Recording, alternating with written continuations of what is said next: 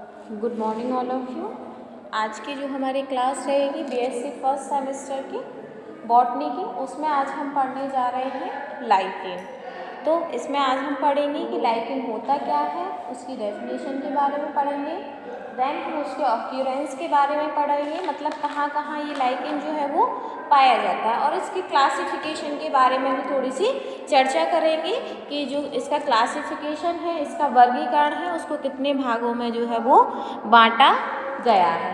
ठीक है, तो सबसे पहले हम जानते हैं कि जो आपका लाइकेन है वो होता क्या है, किसने इसको दिया, किसने इसको बताया, कौन से वैज्ञानिक हुए, इन सब के बारे में जो है आज हम चर्चा करेंगे। जैसा कि लाइकेन जो है वो किसने दिया, थियोफ्रास्टस ने सर्वप्रथम लाइकेन शब्द का प्रयोग किया। जो थियोफ्रास्टस वैज्ञानिक हुए उन्होंने ही सबसे पहले क्या किया, लाइकेन शब्द का प्रयोग जो है वो किया। उनके अनुसार लाइकेन बहुत ही विकसित संरचना वाले बहुवर्षीय वायवीय पौधे होते हैं। उन्होंने क्या कहा, जो लाइकेन होते हैं वो विकसित संरचना वाले, इनकी जो संरचना, इनका जो स्ट्रक्चर है वो बहुत विकसित प्रकार का होता है। बहुवर्षीय मतलब 2 या 2 से अधिक साल वाले वायवीय पौधे होते हैं। ठीक है, जिन्हें निम्न प्रकार से हम परिभाषित कर सकते हैं। इनकी डेफिनेशन क्या हो सकती है, वह एसोसिएशन जिसमें भिन्न 2 प्रकार के पौधे साथ साथ रहकर जीवन व्यतीत करते हैं, जिनमें से एक एल्गी तथा दूसरा फंगस होता है, लाइकेन कहलाता है। तो क्या हुआ इसकी डेफिनेशन, ऐसा वह एसोसिएशन या एसोसिएशन जिसमें 2 विभिन्न जाति के या 2 विभिन्न प्रकार के पौधे क्या करते हैं, एक साथ रहकर जीवन यापन करते हैं, जिसमें से एक पौधा क्या होता है आपका फंगस होता है और दूसरा पौधा होता है आपका एल्गी। इन दोनों पौधों के जो साथ साथ में रहते हैं, इन्हीं को हम क्या कहते हैं, लाइकेन कहते हैं। लाइकेन के समूह को हम क्या कहते हैं, बोल्ड माइको फाइकोफाइटा। जो लाइकेन का समूह होता है, जब ये समूहों में पाए जाते हैं तो इन्हें हम क्या कहते हैं, बोल्ड माइको फाइकोफाइटा नाम दिया, जिसमें लाइकेन में एल्गी तथा फंजाई दोनों प्रकृति के होने का आभास होता है। लाइकेन ऐसा है जिसमें एल्गी के होने का भी आभास होता है और फंगस के भी, मतलब ये एल्गी के भी गुण प्रदर्शित करता है और फंगस के भी गुण जो है वो प्रदर्शित करता है। यदि हम इसके ऑक्यूरेंस की बात करें कि ये कहाँ कहाँ पाया जाता है, तो लाइकेन सभी स्थानों पर उगते हुए पाए जाते हैं।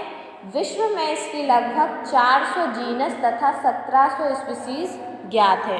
जो लाइकेन है वो विश्व में सभी जगह उगते हुए पाए जाते हैं, विश्व में कहीं पर भी देखें वहाँ उगते हुए पाए जाते हैं। और इसकी लगभग कितनी जीनस है, 400 जीनस है, और लगभग 1700 जो इसकी जातियाँ हैं वो अभी तक ज्ञात हो चुकी हैं, जो कि सामान्यतः पत्थरों, वृक्षों के तनों, छत तथा भूमि पर उगती हुई पाई जाती हैं। भारत में लाइकेन पूर्वी हिमालय, दार्जिलिंग, नैनीताल आदि में पत्थरों पर उगती हुई पाई जाती हैं, जो कि मिट्टी के निर्माण में सहायक होते हैं।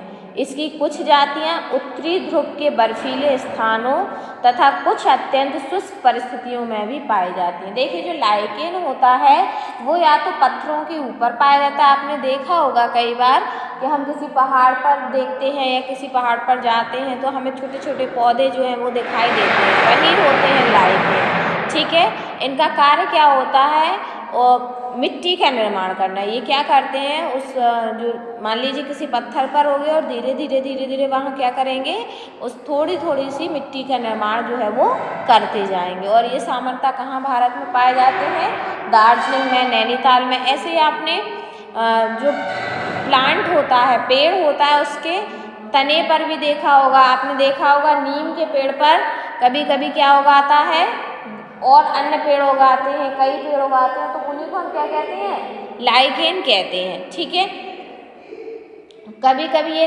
लाइकेन जो है वो शुष्क परिस्थितियों में भी पाए जाते हैं। शुष्क मतलब जहाँ पर पानी बहुत कम होता है या पानी की कमी होती है, वहाँ पर भी ये लाइकेन जो है वो पाए जाते हैं। यदि हम इनकी क्लासिफिकेशन की बात करें, मतलब वर्गीकरण की बात करें, तो लाइकेन का वास्तविक वर्णन दिया जाना संभव नहीं है। वास्तविकता में इनका क्लासिफिकेशन नहीं किया जा सकता, क्योंकि इसके दोनों घटकों एल्गी तथा फंजाई का विकासीय इतिहास भिन्न होता है।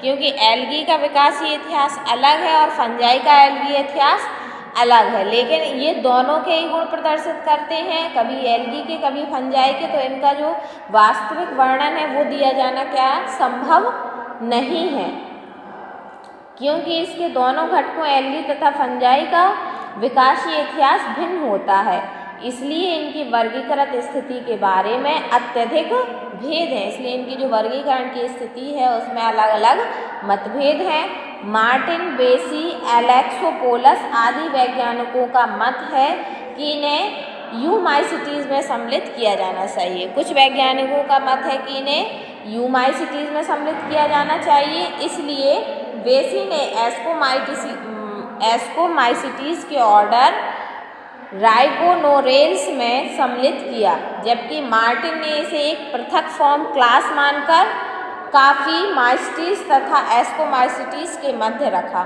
देखिए, दो वैज्ञानिक हुए मार्टिन तथा बेसी। जो मार्टिन वैज्ञानिक थे उन्होंने इसको किस में रखा, यूमाइसीटीज में, ठीक है। और जबकि जो बेसी वैज्ञानिक थे उन्होंने इसको किस में किया, राइनोकोर्नेल्स में सम्मिलित किया, जबकि मार्टिन ने इसको किस में किया, काफी माइसीटीज तथा एस्कोमाइसीटीज के मध्य में इनको रखा। स्मिथ के अनुसार लाइकेन को फंजाई तथा एल्गी से पृथक एक विभिन्न वर्ग में रखा जाना चाहिए। उन्होंने कहा इसको ना तो आप एल्गी में रखो ना ही फंजाई में रखो, इसको एक अलग ही वर्ग में रखा जाना चाहिए।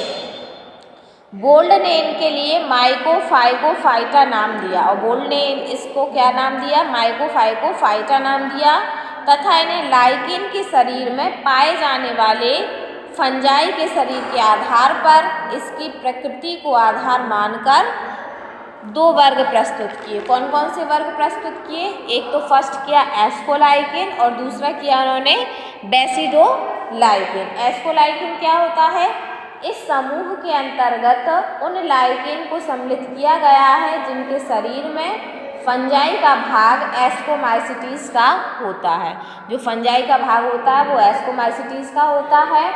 फ्रूटिंग बॉडी के आधार पर इसे भी विभाजित किया जा सकता है। उन्होंने फ्रूटिंग बॉडी के आधार पर इसे भी दो भागों में विभाजित किया, एक तो जिम्नोकार्पी और एक एस्कोलाइकेन। इसकी फ्रूटिंग बॉडी एपोथीसियम होती है, इसकी जिम्नोकार्पी की, और एस्कोलाइकेन के अंतर्गत परमेलिया, क्लोरोडोनिया आदि को सम्मिलित किया गया, ठीक है। तो जो वैज्ञानिक हुए उन्होंने इसको दो भागों में विभाजित किया, एक तो एस्कोलाइकेन, एक बेसिडोलाइकेन। एस्कोलाइकेन में उन्होंने क्या कहा, इस समूह के अंतर्गत उन लाइकेन को सम्मिलित किया गया है जिनके शरीर में फंजाई का भाग एस्कोमाइसीटीज का होता है।